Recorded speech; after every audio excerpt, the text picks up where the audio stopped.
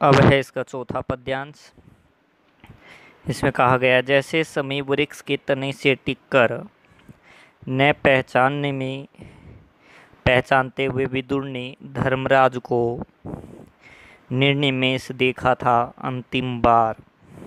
चलिए इन पहले की 3 पंक्तियों का अर्थ जानते हैं। इसमें कवि कहता है कि युधिष्ठिर की बार बार पुकार सुनकर जंगल में भागते विदुर समी वृक्ष के तने के सहारे खड़े हो गई।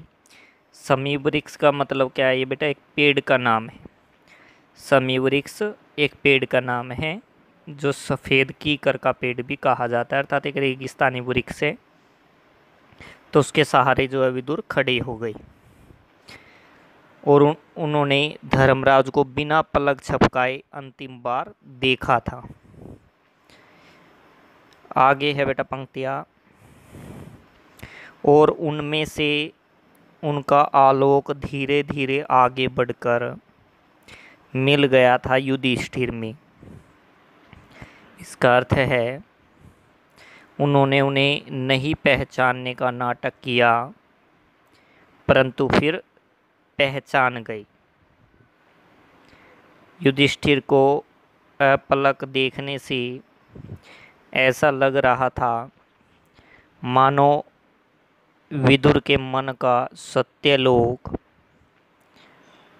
नेत्रों की ज्योति पर आसीन हो युधिष्ठिर में समाता जा रहा था।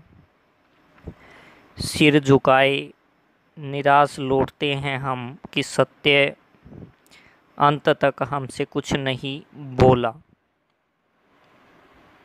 हम यह सोचकर निराश होते हैं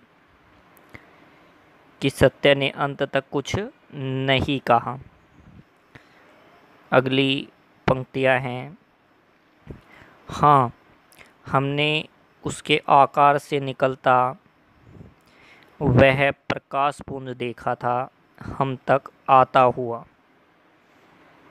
इसका अर्थ है परंतु हमने उसके अंदर से प्रकाश पुंज को निकलते देखा था, वह हमारी तरफ आ रहा था। अब अंतिम पंक्ति है इसकी, वह हम में विलीन हुआ या हमसे होता हुआ आगे बढ़ गया। इसका अर्थ है वह या तो हमारे अंदर समा गया या हमारे समीप से गुजरकर आगे चला गया। अब इसका अंतिम 5वां पद्यांश है इस कविता का। इसमें कहा गया है, हम कह नहीं सकते न तो हम में कोई स्फुरण हुआ और न ही कोई ज्वर। इसका अर्थ है निराकार सत्य के स्वरूप को स्पष्ट करता हुआ कवि कहता है कि विदुर के कार्य से हमारे अंदर न तो कोई कपकपी आई और न ही किसी तरह का ज्वर हुआ। ज्वर का अर्थ होता है बुखार। किंतु शेष सारे जीवन हम सोचते रह जाते हैं, कैसे जाने कि सत्य का वह प्रतिबिंब हम में समाया या नहीं। इसका अर्थ है यह बात हम निश्चय से नहीं कह सकते। हम सारा जीवन यही सोचते रह गए कि यह कैसे पता चले कि सत्य का वह प्रतिबिंब हमारे अंदर समाया है या नहीं।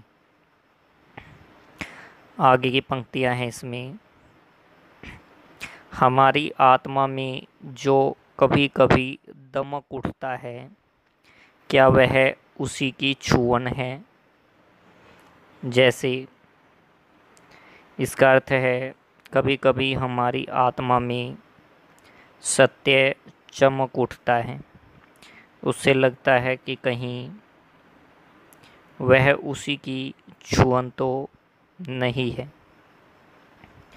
आगे पंक्ति है, जैसे विदुर कहना चाहते तुम वहीं बता सकते थे, सोचा होगा माथे के साथ अपना मुकुट नीचा किए युधिष्ठिर ने खांडव प्रस्थ से इंद्रप्रस्थ लौटते हुए।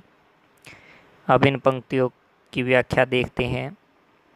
इसका अर्थ है युधिष्ठिर खांडव प्रस्थ से इंद्रप्रस्थ लौटते हुए सिर नीचा करके सोचते हुए जा रहे थे कि विदुर चाहते तो वही सच बता सकते थे कि आखिर सत्य क्या था, अर्थात सच क्या था। तो इस प्रकार जो है ये अंतिम पद्यांश था, इसका 5वां पद्यांश। उम्मीद करते हैं कि आपको अच्छे से समझ में आ गया होगा। धन्यवाद।